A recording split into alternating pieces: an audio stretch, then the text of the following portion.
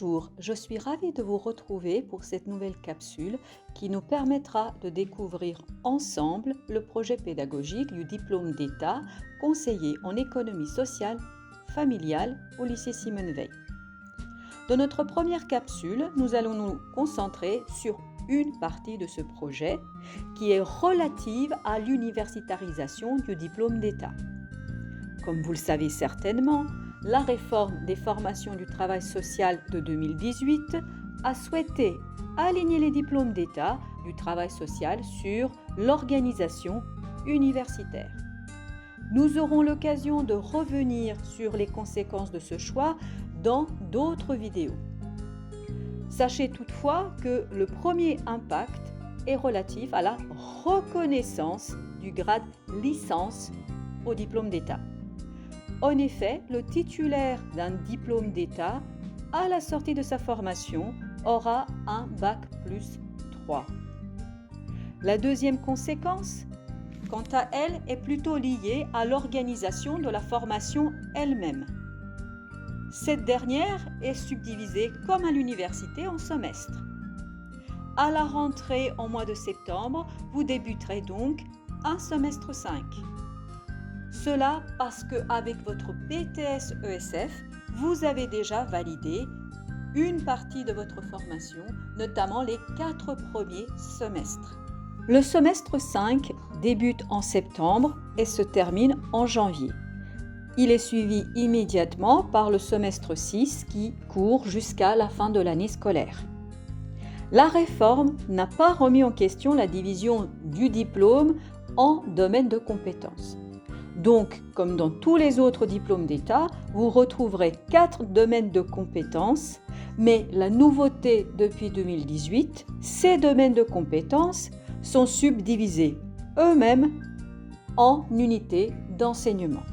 Maintenant que nous avons envisagé ensemble les grandes lignes de votre future formation, nous allons poursuivre notre exploration de manière plus détaillée par domaine de compétences.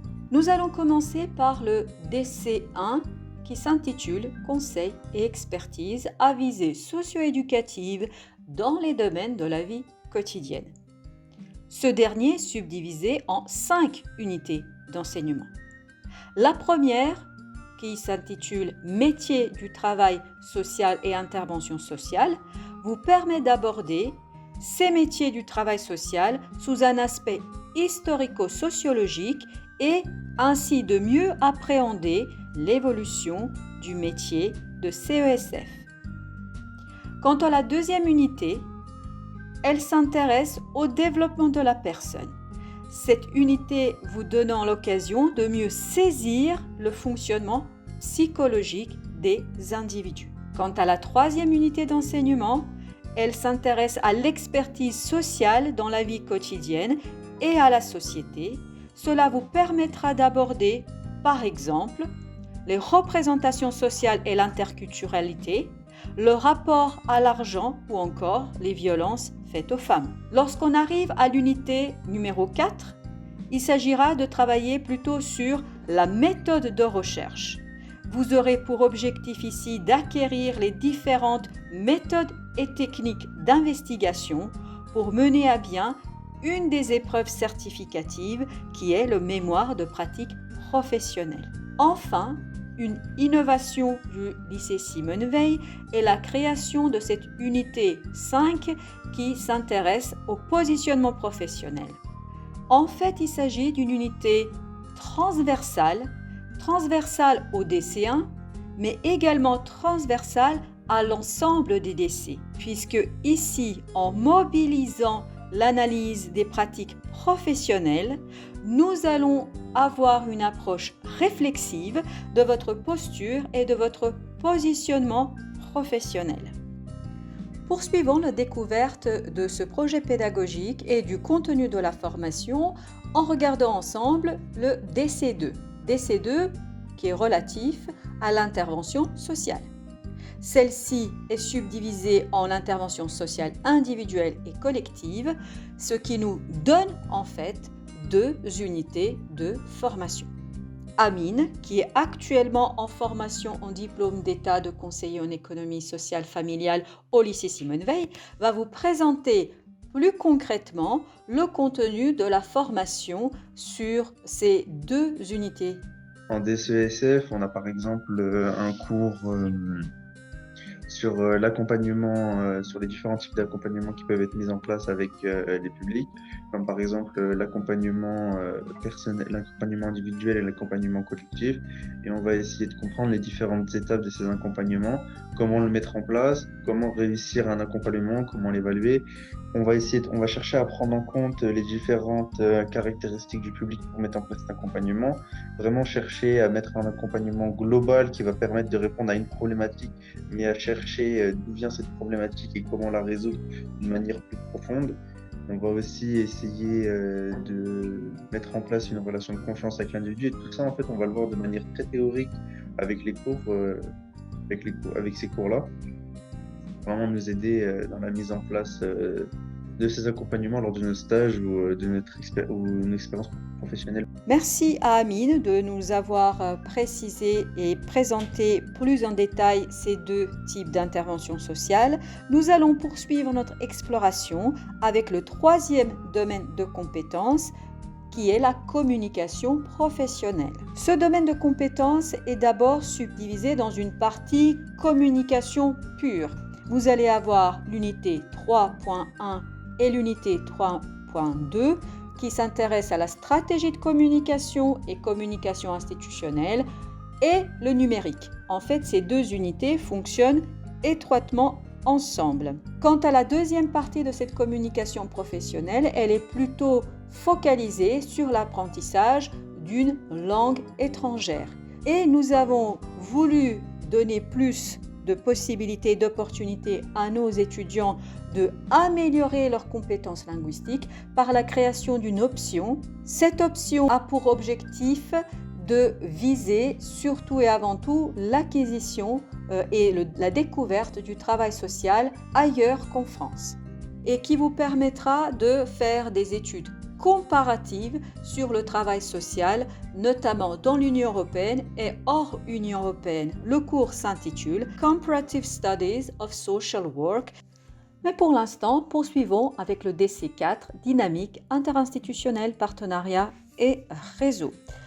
Vous aurez dans ce domaine de compétences une première unité d'enseignement qui s'intitulera les politiques sociales. C'est là que vous aborderez par exemple la protection de l'enfance, la prévention de la délinquance ou encore l'articulation entre les acteurs des politiques sociales et médico-sociales. L'unité 4.2 vous permettra de compléter les savoirs que vous obtiendrez dans l'unité 4.1. Notamment, il s'agira d'étudier les politiques sociales au service d'une pratique professionnelle qui vous amènera à vous intéresser à l'économie sociale et solidaire, aux techniques de médiation, voire les techniques de négociation. Et enfin, la dernière unité d'enseignement que vous allez aborder dans le cadre de ce DC4 est relative au partenariat et travail d'équipe. Vous avez remarqué qu'à chaque fois que nous changions de domaine de compétences, le premier chiffre changeait également. Puisque en fait le premier chiffre de votre unité d'enseignement vous donne l'indication que vous êtes dans le domaine de compétences 4, par exemple pour l'unité 4.1, et le deuxième chiffre vous donne l'indication de l'unité dans laquelle vous vous situez. Après ce premier tour d'horizon du contenu de la formation, vous vous demandez certainement comment se déroulent les évaluations. C'est une question légitime. Voilà pourquoi nous allons maintenant nous intéresser aux évaluations. Sachez que dans le cadre de l'universitarisation, vous allez avoir deux évaluations dans l'année. Une première qui clôturera le semestre 5 au mois de janvier et une deuxième qui va vous permettre d'obtenir des notes pour le semestre 6, mais elle se déroulera entre avril et juin. Le semestre 6 va surtout mobiliser des évaluations par bloc de compétences. Il est important de noter deux éléments pour bien saisir le fonctionnement de votre formation. C'est que les évaluations sont organisées en modules et que pour chaque module, pour la validation de chaque module, vous allez obtenir des ECTS. Autre élément qui est d'une importance capitale, c'est qu'il faudra bien valider chaque semestre, chaque module pour pouvoir prétendre à la validation d'un semestre. Mais avant d'aborder le détail des modules de vos évaluations, vous devez certainement vous demander ce que veut dire les ECTS et en quoi consistent ces ECTS. Sachez d'abord qu'il s'agit d'un système européen de transfert d'unités de cours capitalisable en anglais. Cela signifie European Credit Transfer System. Chaque semestre, semestre 5 et semestre 6, correspond à 30 crédits ECTS. Nous verrons ensuite comment ces 30 crédits sont répartis selon les modules. Donc l'année de diplôme d'état de conseiller économie sociale familiale vous donnera au total 60 crédits. Vous êtes déjà titulaire de 120 crédits grâce à l'obtention et validation de vos 4 semestres de BTS. Au total, avec l'année de DE et le BTS, vous allez être titulaire de 180 crédits ECTS, à condition évidemment d'avoir validé l'ensemble des épreuves et d'avoir validé votre diplôme à la fin. À quoi servent les ECTS? Les ECTS facilitent la comparaison des programmes d'études des différents pays de l'Union européenne.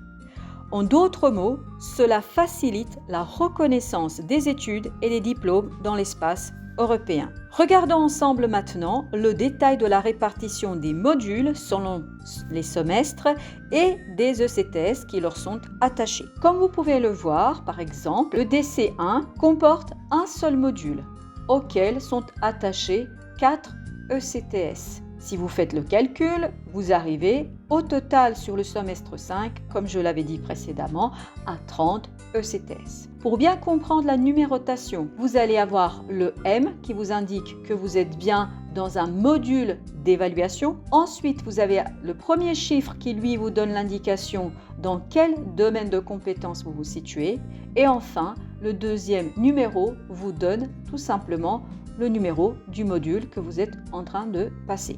D'autres domaines de compétences vont avoir plusieurs modules. Tel est le cas, par exemple, du DC2. Le DC2, au 5e semestre, va vous conduire à passer 3 modules. Et vous constatez que pour chaque module, vous avez 7 ECTS qui sont attribués.